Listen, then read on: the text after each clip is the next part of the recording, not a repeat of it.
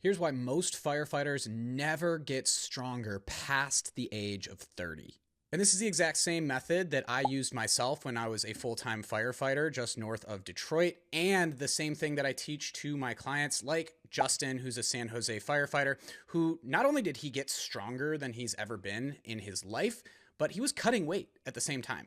So imagine that, dropping weight and blowing PRs, strength PRs out of the water every single day that he goes. How is something like that possible? And how can you actually learn to become the human version of an ant living your life as a firefighter? That's what we're going to talk about in this video. And before we get to that, I want to let you know that we do have the same program design that Justin and myself used to get those kind of results. You can find that along with a free firefighter fat loss protocol down in the description below. Just click the link, check it out, fill out a quick form, and we'll send it right over to you. All right, let's get on to the video. All right, so here's the truth that most people aren't going to consider when it comes to hitting a plateau, especially with your strength.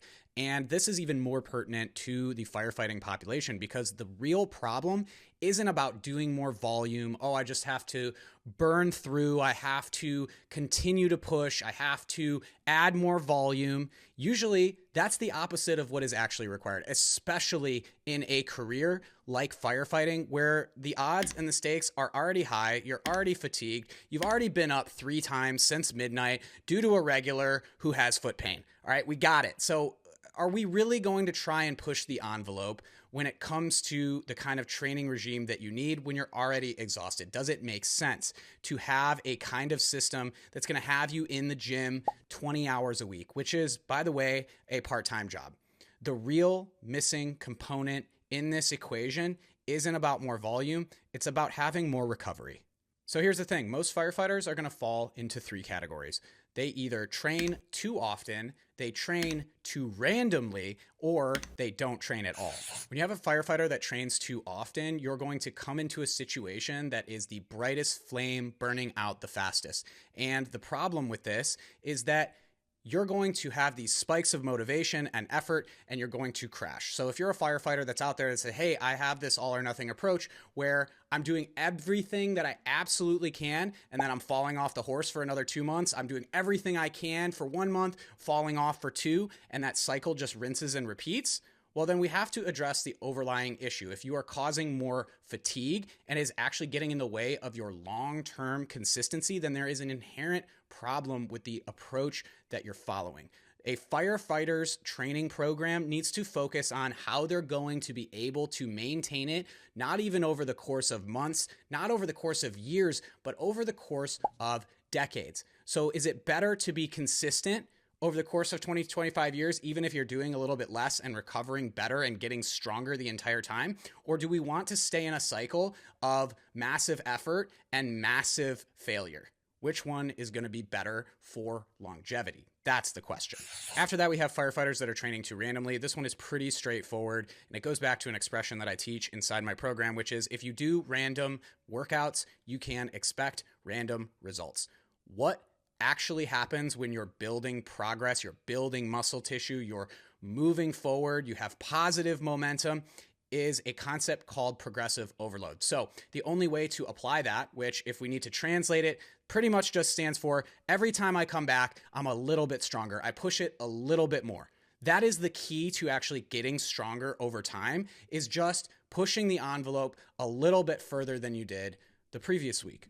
Okay, if that's the goal, then how are we going to do that with random workouts? If you're coming in and doing something different every time, how do we have a basis to measure ourselves against? That is why we have to stay consistent, and your routine has to be very specifically structured to the goals that you have. If you fall into the not at all category, this might just be for a couple of different reasons. Maybe you've tried a few times and failed. Maybe you got burned out and it just didn't become worth the effort, especially when you weren't seeing the results. Either way, not doing any kind of workouts means you have a problem. If all you do is work out, then you have a problem. If you don't work out at all, then you're going to have a problem.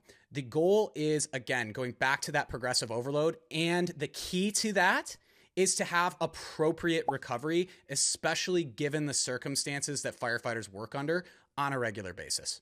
So what's the answer to this question? And it might actually surprise you, but I genuinely believe that the answer is to start with 2 full body workouts per week.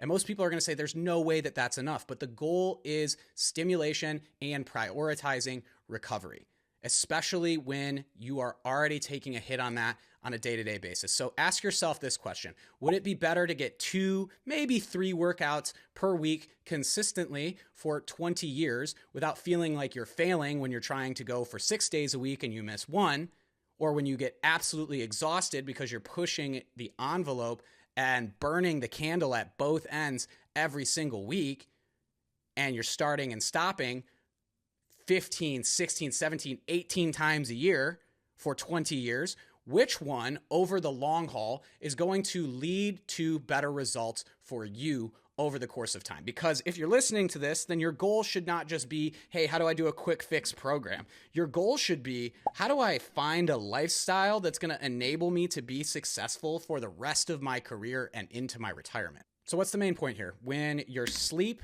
your diet, your protein, and your exercise routine are all in alignment with one another, you start to see massive strength gains even in your 30s, 40s, and 50s. It is really about prioritizing the pillars of how you get stronger, which is always going to be based in not how you spend your time at the gym as much as it is how you spend your time recovering from it, allowing that muscle adaptation to actually take place and allow the body to recover and rest the way that it needs to. The rebuilding time, the rest and digest does not happen when you're breaking yourself down in the gym. And that doesn't change even in your 40s, even in your 50s, no matter what your age is. Doesn't mean that it won't get harder, but if you're not starting with the foundational pieces, you're never even going to have a fighting chance. And by the way, because I know somebody's going to say something when I talk about sleep, like we're not talking about sleep at the station. We're talking about sleep that you have off shift where you actually have control over when you go to bed and how long you can be asleep for. And hey, don't take my word for it, because we have plenty of examples. Why don't we look at Jeff, for example, who's a Wisconsin firefighter joining the program, who got burnt out and burned by other coaching programs time and again. And he has my empathy because I've been in his shoes too.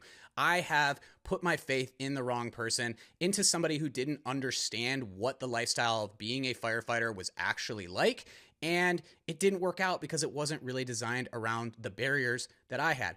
But Jeff is not the only example. He's just one of many who was able to get stronger and actually build a foundation for what the rest of his career can look like, prioritizing his health and his fitness. Or we could talk about Monica, who's a Utah-based firefighter who came into the program without even having like that many weight loss goals. What she really wanted was to build foundational, massive strength. And she was able to get stronger than she ever has by focusing on a routine that had her working out 30%, 40% less than she was used to for the rest of her life. Then we have Gail, who's a Bay Area captain at his fire department, who not only built massive strength, he's down weight, but now he's showing up as a leader that his crew actually respects. He's showing up in a way that he can respect himself, where he can look in the mirror and be proud of what he sees. And it's all because he's doing a program that matches the lifestyle, the constraints, and the barriers that he has to deal with. Now, I want to recognize something, that there's a common denominator that all of these people have, and it is that they actually committed to something and did the work. They invested in themselves. Now, if you're in the same kind of boat, you're the same kind of person who's ready to do the work and say, hey, I want to do this. All I need is the tools. All I need is the guidance, but I am committed to this. Then I'm going to one more time invite you to apply to our coaching program. At least check out some of the free resources we have and make use of them. And I will leave you with this, which is, if you're expecting like some kind of magic pill, some kind of quick fix, some kind of like, oh, my problems are going to evaporate the second that I sign up, then genuinely, sincerely, and with no disrespect intended, like, don't apply and don't try to be a part of this program, because it's not going to work for you. This is designed for the firefighters who are actually committed to doing the work and not having their hand held the entire way. It's about the self-leadership that you can develop in that kind of process. So if it does sound like something you would be interested in and thrive in, then check it out. If not, no hard feelings. Outside of that, I'll leave you with this. Remember, being in shape is part of the uniform, regardless of how you think and feel about the job. And the only person that can do something about that is you. I'll talk to you guys next time.